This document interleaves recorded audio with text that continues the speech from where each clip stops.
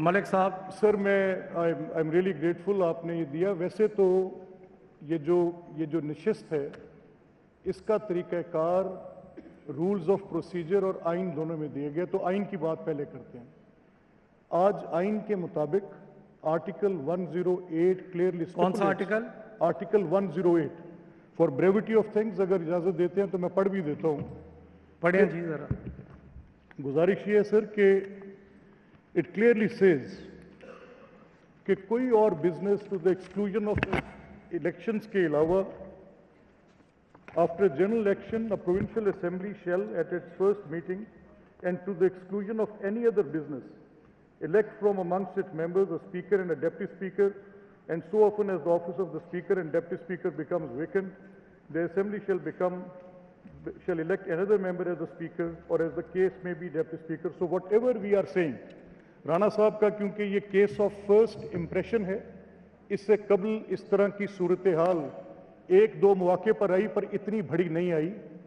ये कह देना कि हाउस कंप्लीट नहीं है, तो मैं दो प्रेसिडेंट्स आपके सामने कोट करने लगा हूं। रिसेंट हिस्ट्री में आपके मुशाहिदे में होगा जब नेशनल असेंबली से पीटीआई के अरकान ने एन ब्लॉक रिजाइन किया, so the seats became vacant, the resignations were tendered in the house and the deputy speaker accepted them sitting in the same sitting, and he said that these resignations have been accepted. So by virtue of that order the seats fell vacant. The election for the speaker was held. Raja Parvez Ashraf is there.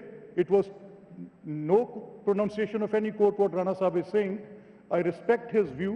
ये बात अच्छी है जो वो कर रहे हैं, ये जगह अहले हल्लो अक्द की है, बहस से, दलील से, तकरीर से बात होनी चाहिए, ये अच्छी बात है।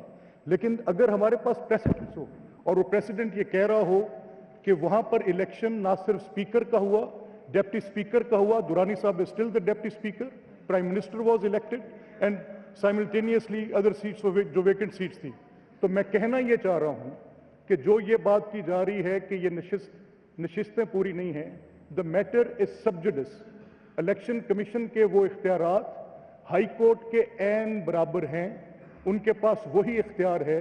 और ये क्योंकि मामला पहली दफा इस तरह की नोयत पैदा हुई है कि इंडिपेंडेंट्स ने एक पार्टी को ज्वाइन किया, पहला सवाल उनकी रिकग्निशन का है। अगर रिकग्निशन तय पा जाती है तो अगला मरहला होगा कि उनकी सीट्स एलोकेट की जाएं।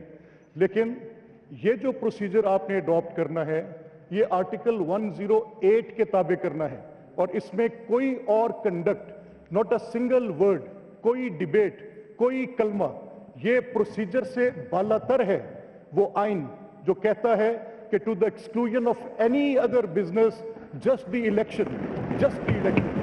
And now sir I for more clarity of things, article 254, ये भी मैं आपकी सहूलत और for my learned friend Rana sahab. कौन सा आर्टिकल? 254, 254 सर। आर्टिकल 25 भी पढ़ लें। मैं जरूर sir. That is very important. Equality of citizen, article 25 of the constitution of Pakistan. I will. मैं पहले मुझे मैं सर, मेरा क्वेश्चन ये है कि ये कह रहे हैं जो बात, he has himself accepted कि this situation has risen for the first time. मगर if you have done a wrong thing previously, do you think you want to repeat it again? Why should you repeat it again? मैं submit करता हूँ। मेरा है कि आप जरा मुझे, I am not getting a copy, but I remember the article 25 of the Constitution of Pakistan should be read properly. Article 25 पढ़े मलिक साहब। मेरी गुजारिश सुन ले sir. Unless something is expressly prohibited, it is deemed to be allowed to be done। अगर कोई चीज रोकनी होती है तो आइन या कानून या स्टैट्यूट या प्रोसीजर वाज़े तौर पर उसको रोकने का हुक्म देता है। ऐसी सूरत नहीं है। In accordance with law, article 25, Rana साहब knows, I know, we have been practising law. वो तो वो आर्टिकल है जिसके मुताबिक हम कहते हैं अकॉर्डेंस विद लॉ। सारी डिटेल की बात जानिए जरा। 254 सुन ले, वो इस पूरी बहस को समेट देगा। 254 से when any act or thing is required by the Constitution to be done within a particular period and it is not done within that period, the doing of that act or thing shall not be invalid. I emphasize, sir, that will not be invalid.